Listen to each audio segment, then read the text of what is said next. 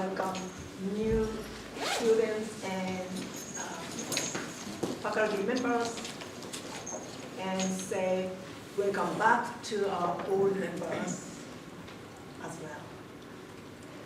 Our Luncheon series are meeting here every Monday while class is in session, and we will then resume in spring, January 2019.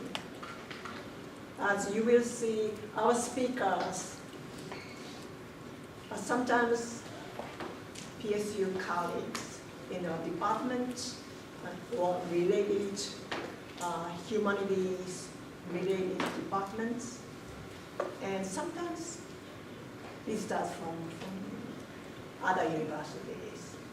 Okay. Today's kickoff speaker is Beebee, Edwin R.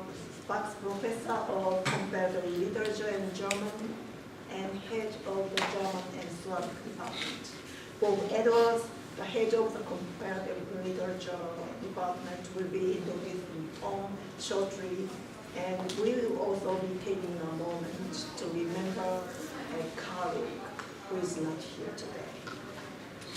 Before turning things over to Bob, I would like to mention a couple of announcements. Our luncheon speaker for next week will be Mark Algie Hewitt, Professor of English at Stanford. He will give a talk on microgenes, modeling multidisciplinary in the novel.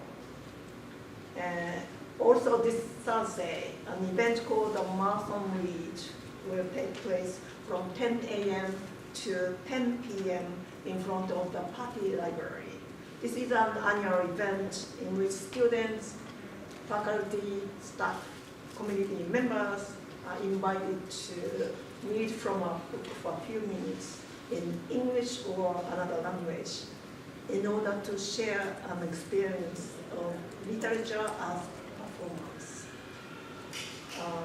Okay, are there other events that anyone wants to? Yes, so the German Slavic speaker series is starting this Wednesday, and Dr. Zara Hennebühl, who's a new teaching professor, assistant teaching professor of German, will be giving a talk on white femininity. Stephanie Zweigs, Nirgendwo in Afrika und Nirgendwo war Heimat, Mein Leben auf zwei Kontinenten, comparison between novel, autobiography, and film. That's on Wednesday, 4 p.m. in 157 Burroughs. Okay, now The talk is in English. Oh, thank you, Tom. Now Bob Edwards will introduce today's speaker, Tom D. Thank you. Thank you, Enrico. I'm very pleased that this year's Comparative Literature Luncheon Series begins with a talk by one of our colleagues, Tom Beebee, as Rico indicated, is Edwin Earl Sparks Professor of Comparative Literature in German and head of the Department of Germanic and Slavic Literatures and Languages. Tom did his PhD at Michigan, taught for 2 years at Bowdoin College, and came to Penn State as an assistant professor of comparative literature in German in 1986. Tom's the author of, by my count, but I may be missing something, there may be a book out there hiding or virtual, the author of 7 monographs that range from translation theory to the epistolary novel, to genre theory, to literatures of the Americas and ideas of nation and region, from Europe and America, to law and literature. He's the author of collected essays as well. And he is an accomplished translator from Portuguese and also with a collaborator from Chinese. Anyone who knows even part of Tom's work has to be impressed by its intellectual breadth and by its capacity for invention, right, for generating new topics. We found big data early, or finding new ways into topics that continually engage us. I think we also owe him an enormous debt for representing us nationally and internationally in the profession. As a lecturer in Europe, China, Japan, Brazil, Hungary, via Moscow, as a leader of ACLA and MLA, and especially for the last 17 years as editor-in-chief of Comparative Literature Studies, our own flagship journal. So it's a great pleasure to have Tom begin this year's series, and his topic is From Bibliotherapy to Bibliotrauma, Making Fiction Matter.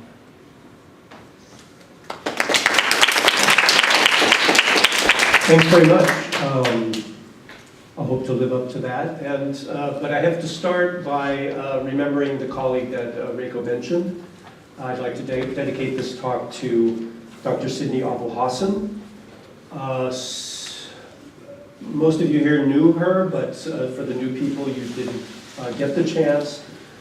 Sidney was born on 31 May 1953, and she died on 13 July 2018, so just about 2 months ago. So I remember walking 1987, 88, I don't know exactly, with Sidney from somewhere over there, a parking lot, and her explaining her pedagogical project, or not pedagogical, but her curricular project, of getting the PhD here in comparative literature, one course at a time, one course per semester, due to her family obligations. And in fact, that's basically what happened. She did one course per semester. Maybe there was some semesters she could do two.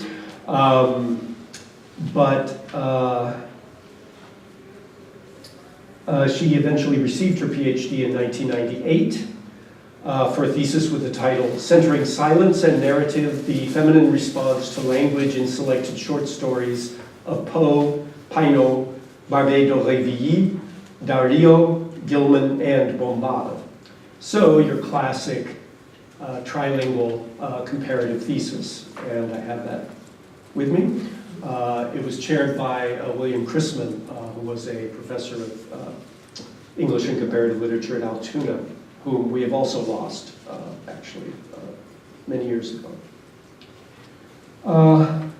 So she then began a long career as a teaching professor of comparative literature. Her dedication to the department was legendary, as was her efficiency and her talent for organization. She used these skills to manage for years the largest undergraduate course that the department offers, Complet 108, Myth and Mythologies, for which she also created a textbook and did the online version, I believe, developed the online version of that course. And she also used those skills to recruit and to advise majors into the department.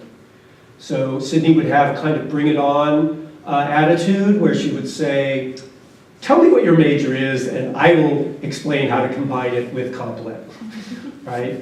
She probably knew more about the ins and outs of the incredibly Byzantine graduation requirements here than anyone else. And we should have had a trivia contest with Carrie Eckhart, but too late.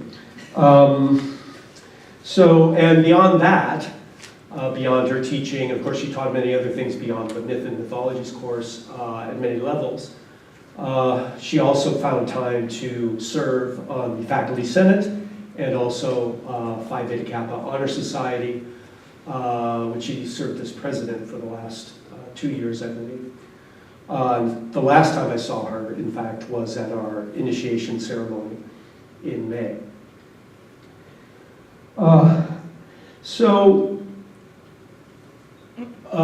Yes, and of course she also was a noted rabbit raiser and rabbit rouser. She loved to bring her rabbits to Burroughs Building and allow us all to have a good time with them. Rabbit therapy. In her memorial,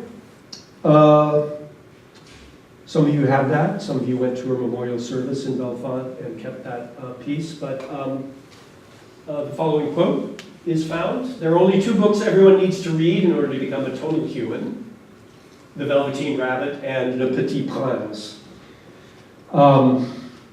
which coincidentally is, of course, the topic that I want to talk about today, right?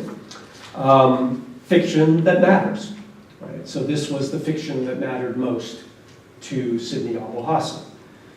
Now, by coincidence, I also received recently, within the last few months, my alumni magazine, undergraduate alumni magazine, which had a similar kind of story, right? The book that changed my life. This is where various Dartmouth professors were asked, you know, what's the single book that most changed your life? Of the 18 responses, 8 were fiction or poetry. And so we see a variety of things, including Tale of the Heike, Reiko-san, but also Henry Miller, Tropic of Cancer, Kurt Vonnegut, and so forth and so on.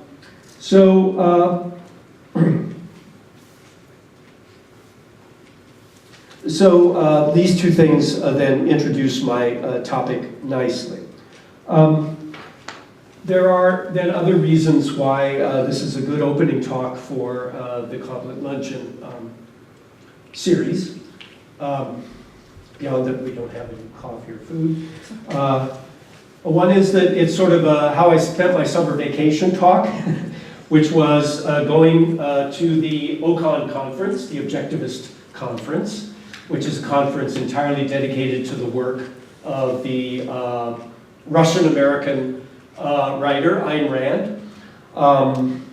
So that was my first and probably only trip to that conference.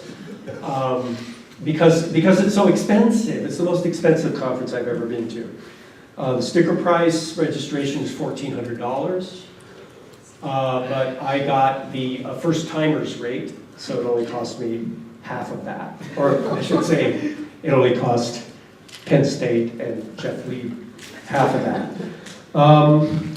Okay, so just in case I don't get back to my Ayn Rand, which is my big study example for the Bibliotherapy, Bibliotrauma, fiction that matters theme.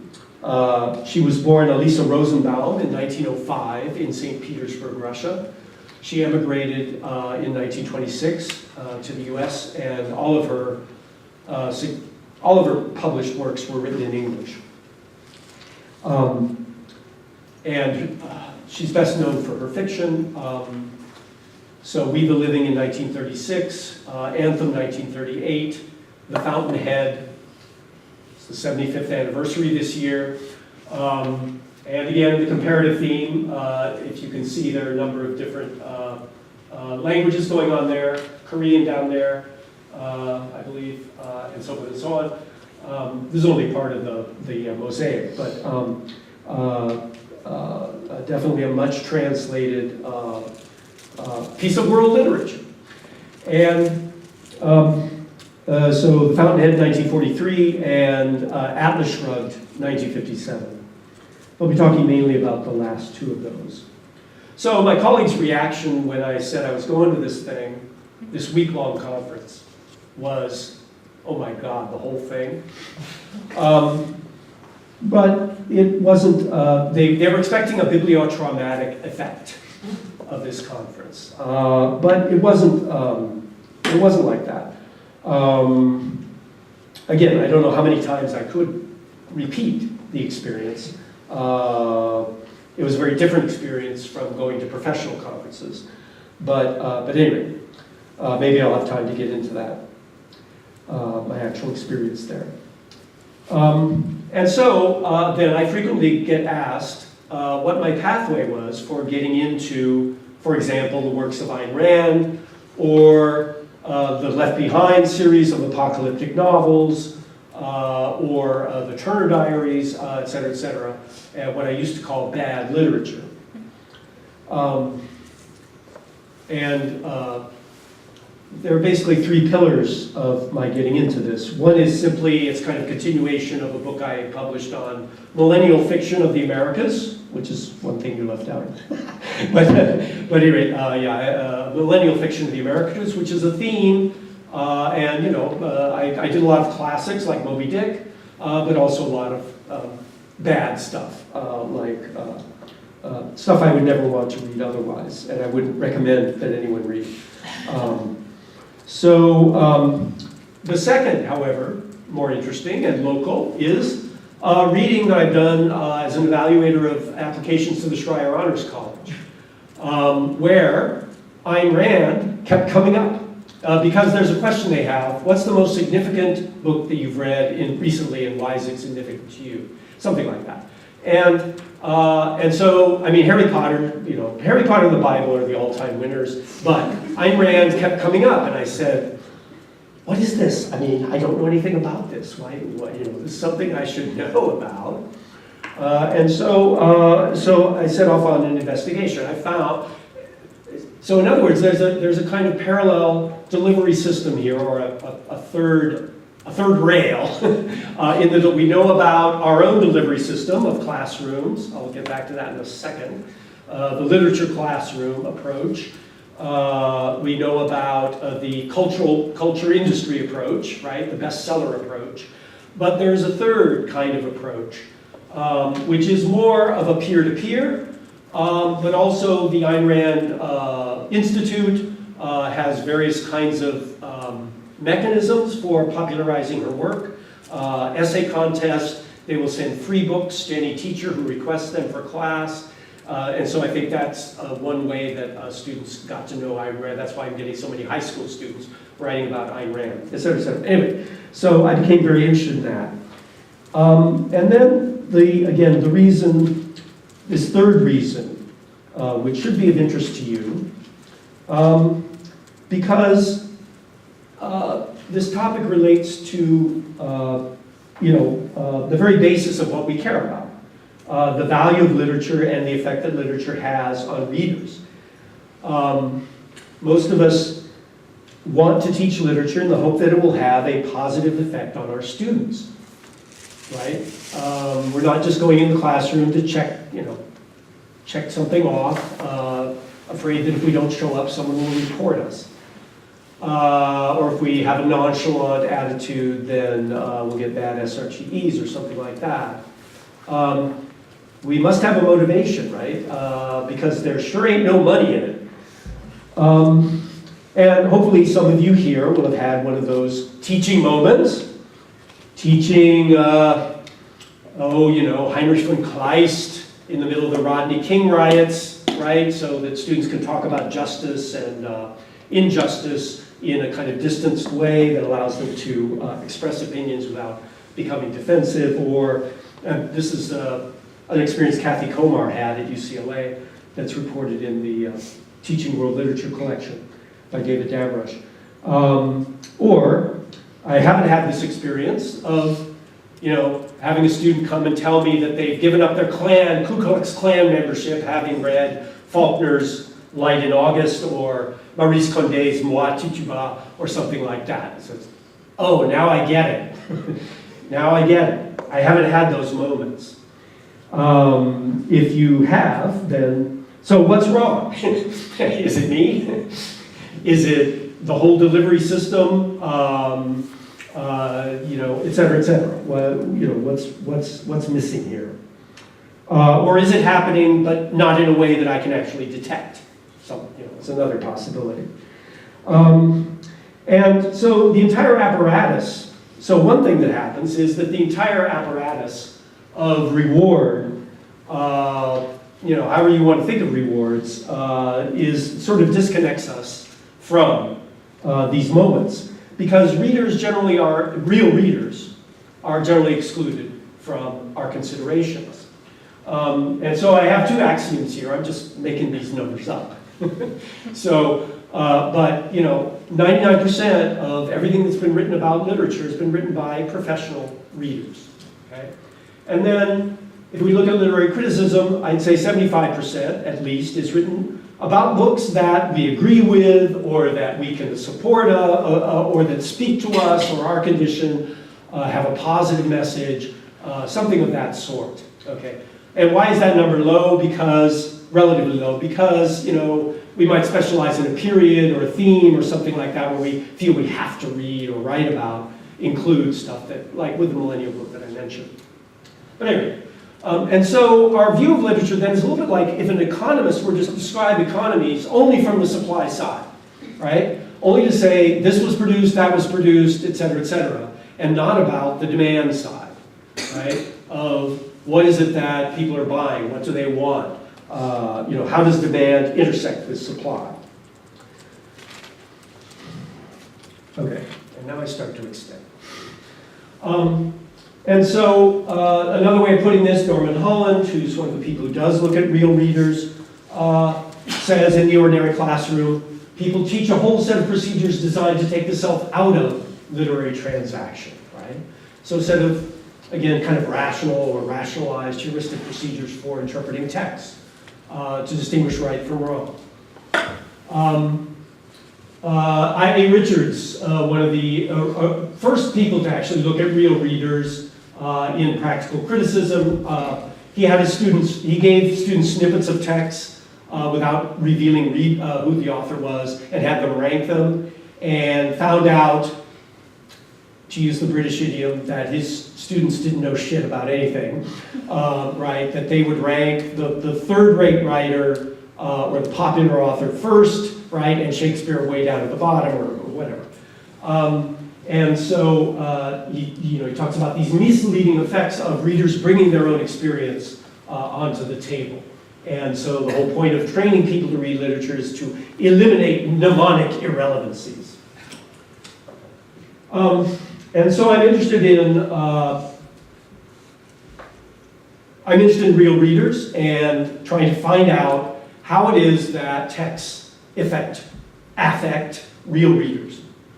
And so I'm looking for this spot in the middle of this Venn diagram, right? Where you can go in different directions, right? Psychoanalysis, neuroscience, over here we have philosophy. All of these areas have studied real readers in some sense, but with different methods, right, and different results. And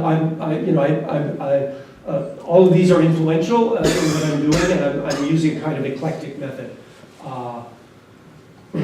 And so when we look at all these different methods, we can talk about real readers. We can focus in on a micro level, the invisible. So the ultimate point to this point has been putting people on MRIs while they're reading Harry Potter and seeing what side of the brain lights up and stuff like that.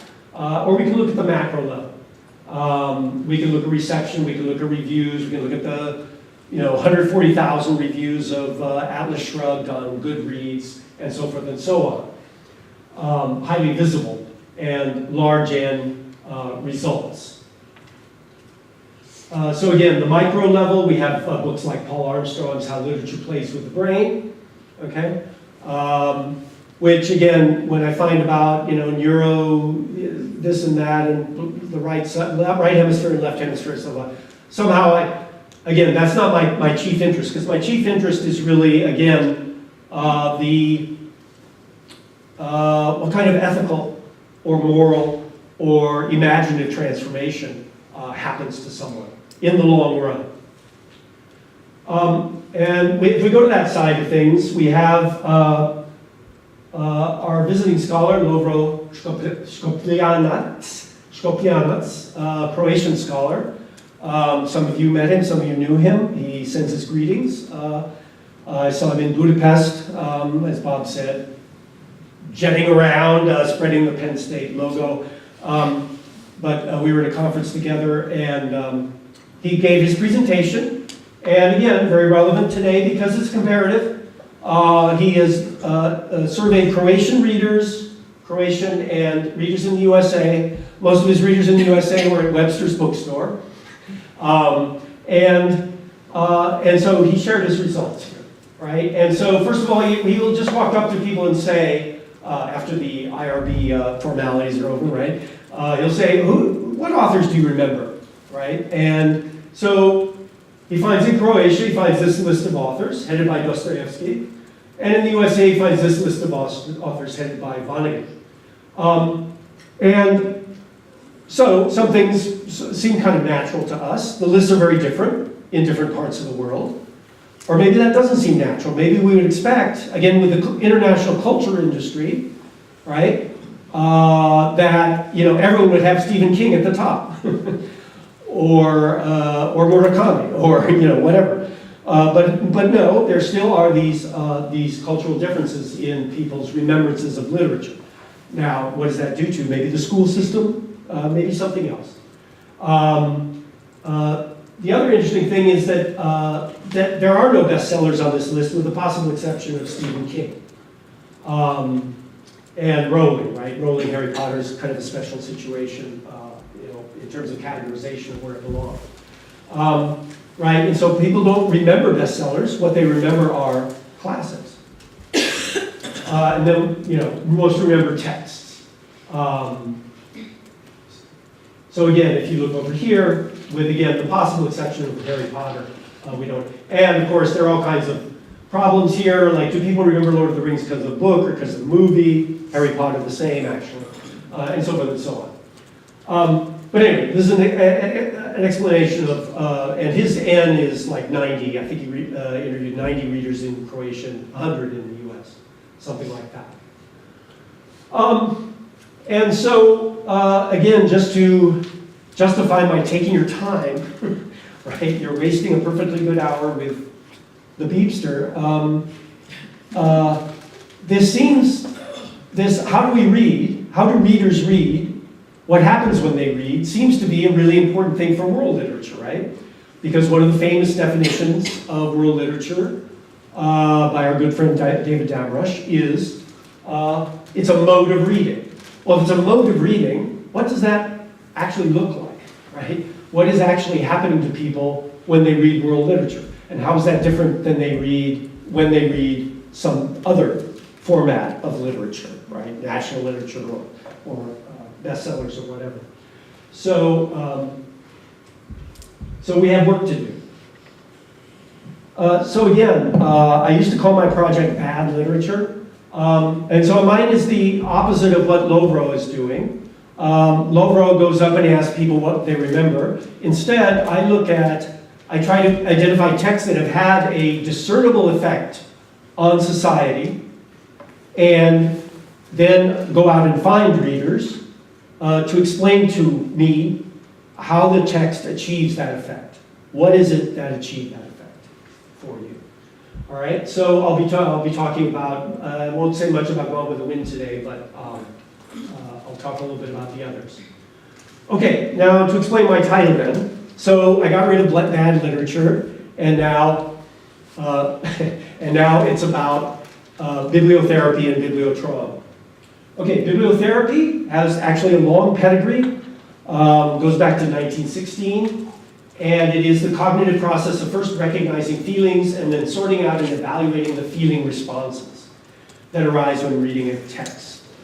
And on my opening slide, my title slide, you can see there's an association for bibliotherapy. It's for health professionals. Requires 440 hours of training. And this is what's called supervised bibliotherapy.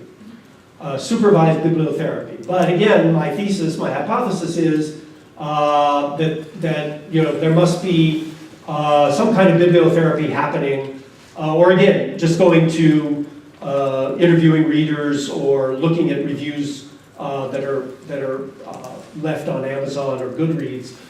You can see that these bibliotherapeutic effects are happening when people are not supervised, when readers are not supervised. So I want to take account of that.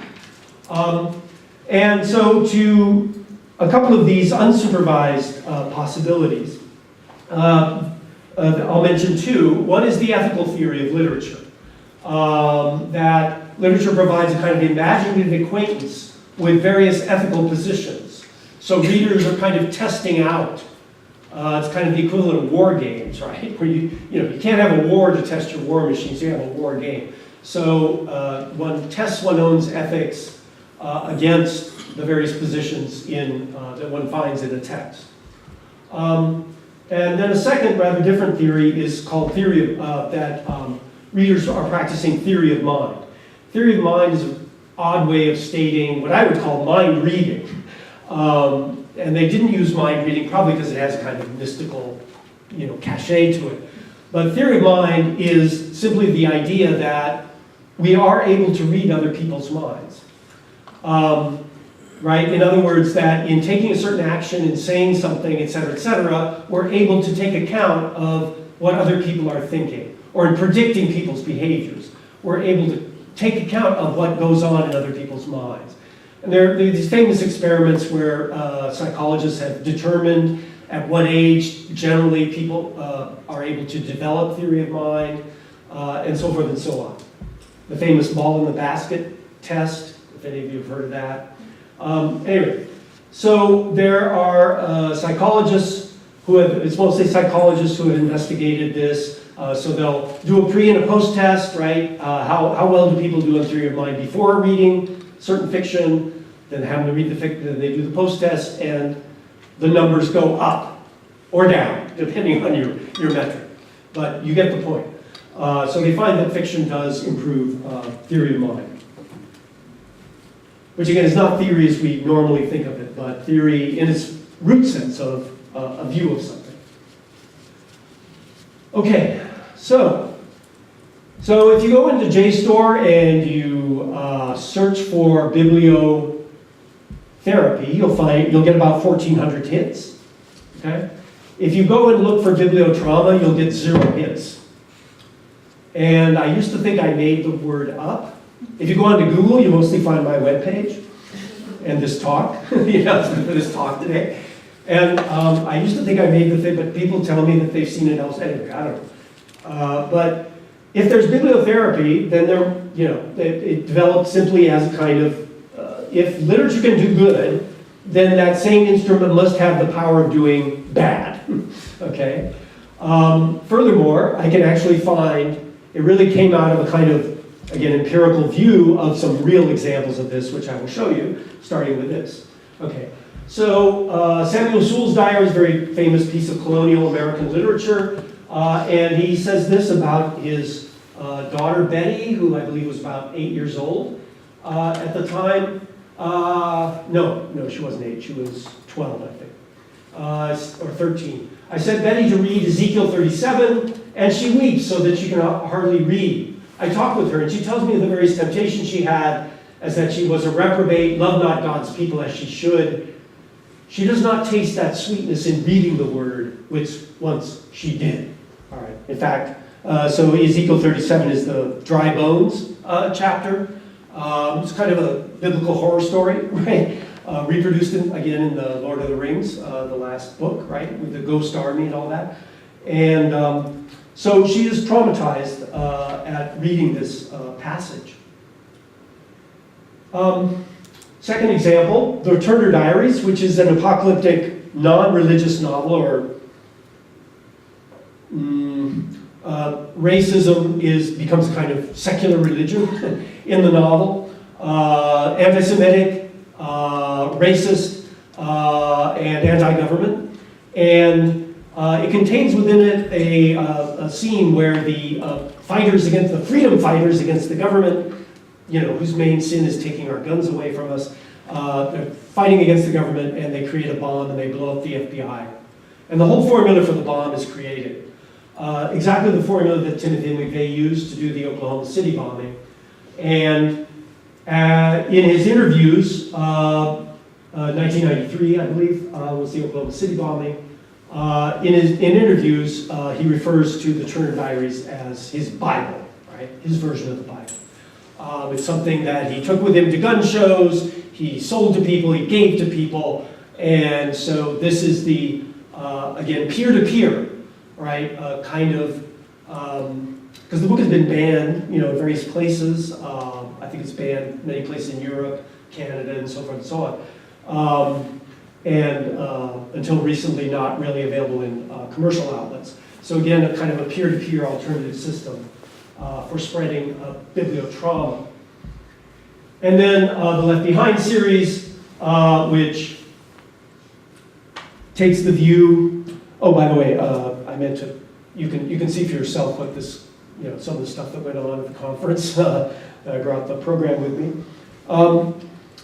Left Behind is a fictional 12-volume version of basically the book of Revelation with the book of Daniel thrown in. And their big thing is a literal reading of the rapture. So the thing starts out with a third of the world being suddenly disappearing, leaving all the clothes and the dental dentures and dental fillings behind, et cetera, and being raptured up to heaven. And then the rest of the world has to fight the Antichrist afterwards.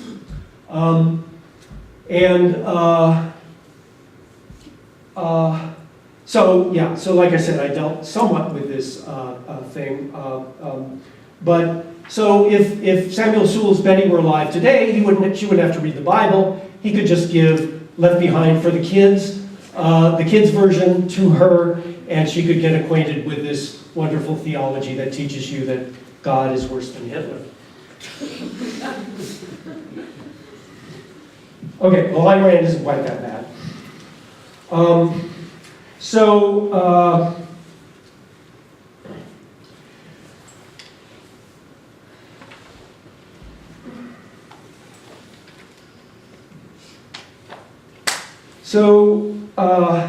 Like I said, 4 works of fiction, and not everyone who, say, goes to that conference, because again, what I did at the conference was go around and ask people, well, how did you find Ayn Rand? What's the first thing you read of Ayn Rand, et cetera, et cetera. And not everyone, it's not the fiction for everyone. Sometimes it's her nonfiction work, but the fiction definitely is a very important part of the Ayn Rand message, the most important part, I would say. And so the 2 main works of fiction that most people cite is The Fountainhead and Atlas Shrugged. And so again, my research, and I meant to say, for some of you, the old sweats of the couple at Luncheon, you may recall that I gave kind of a similar talk 4 or 5 years ago. And you'll feel so much better about yourself at the end, because you'll say, well, Beebee really hasn't gotten very far in 5 years, has he? This is basically the same talk with a different focus of examples. And one of the reasons being getting past the IRB. But I finally got permission to interview people, and from the research integrity people. Again, I interview people about their experience of reading Ayn Rand. I look at the book reviews that people put up, and there's lots of published material as well. And so I'll just give a couple of those since I'm running out of time. One of those was an MA thesis by Mr. Brad Dittmer, turned in at Penn State Harrisburg. And it's called Meet My Mythology, a defense and study of reader response to Atlas Shrugged. Okay. And Mr. Dittmer gives his own, what we call origin stories, right? An origin story. How did Ayn Rand get into your hands? And then what did you do with it? And, what did it do to you or for you? And this is a very typical origin story. In deciding on a method for examining a work, I would feel dishonest if I did not choose to share how I came to select Atlas Shrugged. Entering sophomore year in high school, Rand's The Fountainhead accounted for the bulk of my honors English summer reading assignment. My best friend and I, in our adolescent egotism and budding intellectualism, wholeheartedly embraced the values of competency, independence, and selfishness thematized in the actions of Howard Rourke. Okay, Howard Rourke is the hero of this novel. He's an architect, and he is a modernist architect, sort of loosely based on Frank Lloyd Wright. And so he defies convention. All the other architects have to, sort of imitate Renaissance style or Baroque style or some style that goes before them, and he wants to use a modernist style, et cetera, et cetera. It takes him 18 years to finally triumph, but in the end, his things triumph. He's a very unusual hero because he has no kind of warm, fuzzy side to him. He simply sticks to his guns, does what he does, is neither immoral nor particularly, particularly helpful, as he says. And so this is the principle of Randian philosophy called selfishness, right? Which is to be taken in its core, which is a focus on the self. That is, you yourself have to determine your values and stick to those values, and against all odds if need be. But it can turn into actual selfishness, right? Which is of course Atlas Shrugged, which is where Rand said that this book really embodied her philosophy, what's called objectivism, but a lot of people didn't get it, so she had to elaborate, and so her elaboration is called Atlas Shrugged. And here she moves from the artistic realm into the economic realm. Atlas Shrugged is an enormous defense of laissez-faire capitalism. It's 1,200 pages long, and it's all about the government, a cabal of incompetent industrialists taking control of the government, so the government will pass various laws that shut down the true capitalist geniuses, the ones who come up with new inventions, the entrepreneurial types, and creating a kind of dystopia. Atlas Shrugged means that the geniuses eventually go on strike, the capitalists go on strike, not the workers, and they go off and live in a kind of Shangri-La valley by themselves while the rest of the world burns.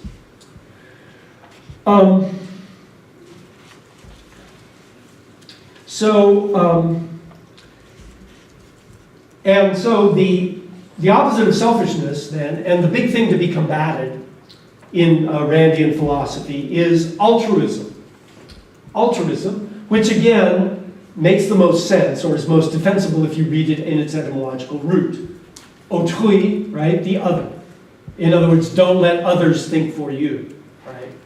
And don't let others create your values for you. Don't try to live your life through others, and so forth and so on. And so the villains in these both novels are ones who do that through a variety of possibilities, right? You can either anticipate what others are going to do and try to cuddle up to that, or you can try to control others, get your sense of power and worth through your ability to control others, and so forth and so on.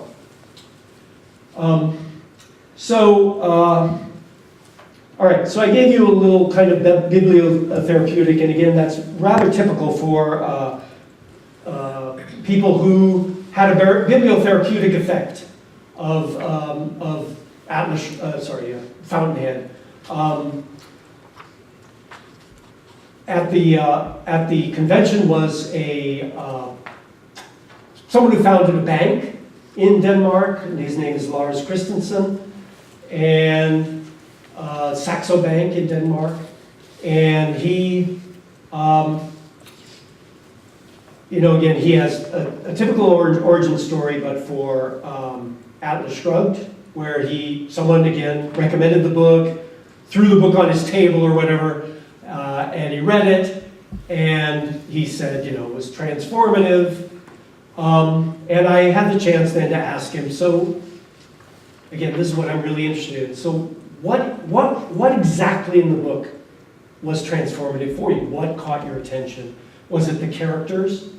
Was it the language? Was it the philosophy in the long speeches? Was it the events? And his response was, does it matter that it's fiction, right?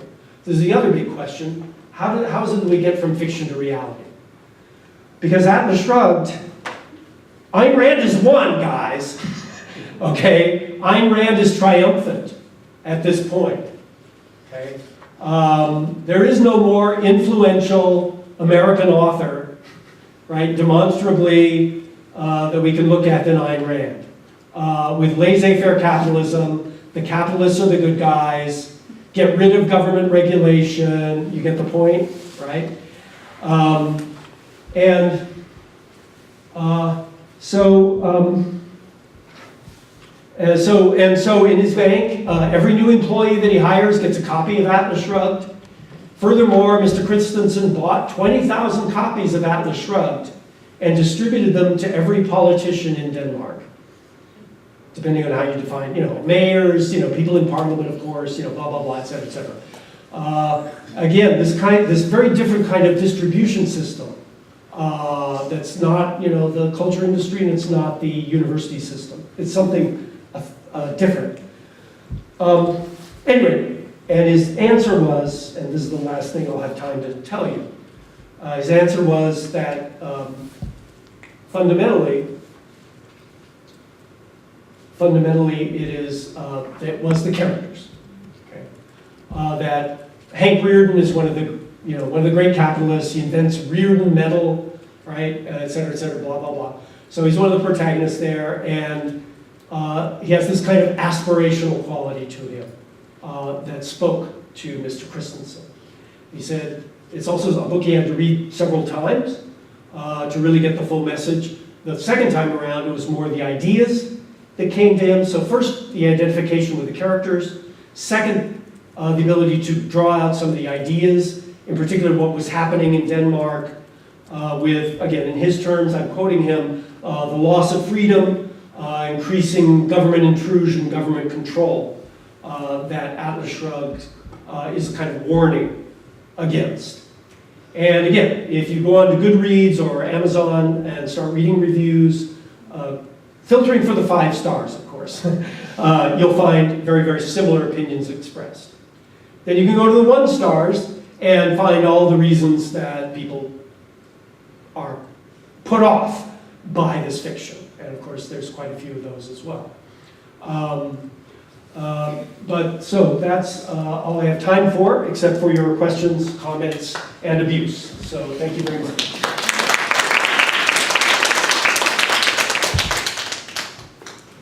We have 10 minutes. Do you have any questions?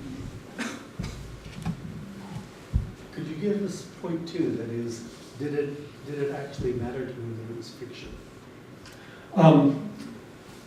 His answer there was vague. He said, yes, it's very important that it is fiction. And, this is what people respond to. So he didn't really explain, why it is that fiction matters. And he certainly didn't explain how it is that we can get from fiction to a political philosophy. Because one of the things there are many things that bothered me about Atlas Shrugged. Has anyone read it, by the way? Okay. One of them is the shortcuts that she takes, right? In other words, there's something here that we're supposed to take very seriously. There's a perpetual motion machine that's invented in Atlas Shrugged. I'm sorry, there's no free lunch in physics, right? And if this machine had been developed, then everything would have been solved. But the government shut it down. Well, but no, you're fiction, this is a complete fantasy. You can't have that. Secondly, this whole Shangri-La idea and this kind of commune that they create. Who brings them their food? Et cetera, et cetera, et cetera. I just don't see how that's going to work. So there are these shortcuts she takes in her fiction that I find, kind of an Achilles heel in this whole possibility. But he didn't really go into that. He moved right to what it was that spoke to him in the book. Yes? So I think she was an immigrant, right? To the Yes. US? Is there any discussion of her being an immigrant and her use of English and all these, is there a set of people that identify with that as her story? Yeah, so this is the other interesting thing about Ayn Rand, right? We're interested in migration fiction, right? Migration literature, et cetera, transnationalism and bicultural identity. Well, there we are. There we are. Lived in Russia until she was 21 years old, right? And so people, again, negatively talk about some of the calques. A calque is a very, very literal translation. It's things like, she has her characters washing their teeth. No, we don't wash our teeth in English, blah, blah, blah, things like that. and various ways that her English may have been pulled down, as it were, by it being her second language. She's another Joseph Conrad, right? And of course, we can't neglect the fact that her formative years were during the Russian Revolution, and her father owned a pharmacy that was then appropriated by the government. It became government property. And clearly this was a fundamental kind of traumatic event in her life, and is what gave her this central concern about the evils of collectivism, right, and made her strive to fight for individualism throughout her life. So in terms of and then her reading, right? So lots of comparisons we make with Dostoevsky. So her books are one of the few examples in American literature of novels of ideas, right? Roman à thèse. It's not really a very common genre in American literature, but these are both. All of her work really is, well, maybe not We the Living, but the others are all roman à thèse. Dostoevsky, an influence, and Chernyshevsky. The reading culture of Russia, et cetera, et cetera, et cetera. Deeper aspects of culture, I haven't found much discussion of. Whatever deep means. Nico. Can you tell us a little bit more about the book history side of these works? That little volume that you pass around, whose name I now Left Behind the Kids. I was trying to look at the imprint information. That seems to be Tyndale. Tyndale, are they publishing only this particular series? So there must be a parallel universe in terms of publishing industry. Right. So this would be, yes, good point. This would be the Christian bookshop, right? We used to have one in State College. I think it was on Westerly Parkway or something. I don't know if it's still around, but you will find, or used to find before the internet, lots of people, place you could go to buy specifically Christian literature. And Tyndale, named after the famous printer. What else did he do? William Tyndale. They burned him for translating the Bible, I guess, into English. So he's a martyr to the spreading of the word. And are they based in Holland, Michigan or something, or Grand Rapids, something like that? So again, Illinois, yeah. Illinois. They're in Illinois? Okay. Yeah. So some of these publishers you'll find. So it is, it is a kind of specialized niche for readers who would be normally. But what's interesting is that it went way, way beyond that. You don't sell 18 million copies or 21 million copies of your book just by sticking with that niche. So it had, and there were 2 feature films based on it. So if you don't have time to read the books, you can go and watch Kirk Cameron in Left Behind and get the basic plot. So it had a kind of cultural resonance that went beyond that. And again, you can see that reflected in the reviews that people write. You get Christians reacting, non-Christians, Catholics, Protestants, et cetera, et cetera. And I don't know what else Tyndale publishes. I mean, that's a good question. I should look that up. All right. That was very good. Who else was? Yeah. So I'm very interested in I think some of the dynamics that you're getting at in your talk. The resonance that I'm seeing in particular kind of gets at the questions of virality on the internet and ways in which, say, that kind of viral circulation of certain kinds of narratives and stories, often fictional, for instance, things about viruses and inoculation, then actually lead to real-world effects where people are not inoculating their kids, and we have herd immunity going away. Right? So there's this kind of fictional circulation representing an idea that is marginal and one would expect, based on its claims on reality, not to circulate, really catching fire and really then fundamentally crossing the threshold into our world and transforming things that we have to deal with. But I'm wondering how that happens, right? And I think that you're interested in how that happens and when those moments happen as well. And one of the things that I'm thinking of as a sort of counter to, I was trying to think, what's the opposite book of The Fountainhead or Atlas Shrugged? And I kept coming back to Babbitt, or like Willy Loman character, like this the failed capitalist, or novels that make fun of the capitalist, right, or would make fun of the supposed Shangri-La aspect of